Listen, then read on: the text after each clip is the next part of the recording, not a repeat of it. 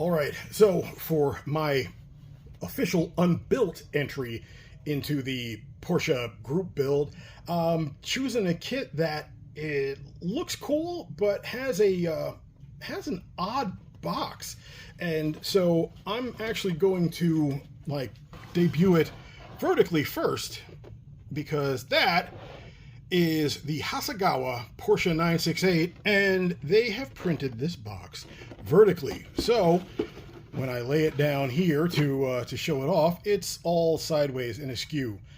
But I assure you that all of the innards are quite okay.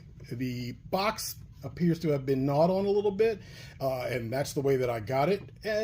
But I checked the interior, or I checked the insides, and all the components that matter, as you can see here, are in great shape. The kit has not even been taken out of the plastic yet, so it will be what I go jumping into for this group build.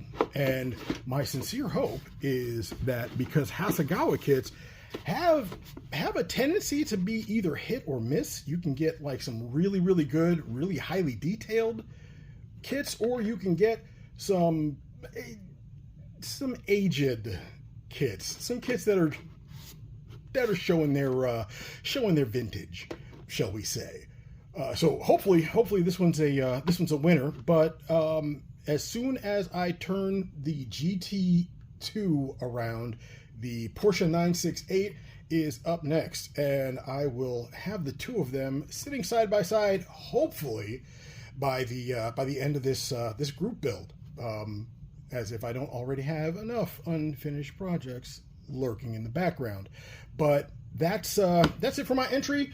These are the two that made it in, and I look forward to sharing my progress with you guys on both of them. So that's going to do it for this video. Let's wrap things up. I will catch you on the next one.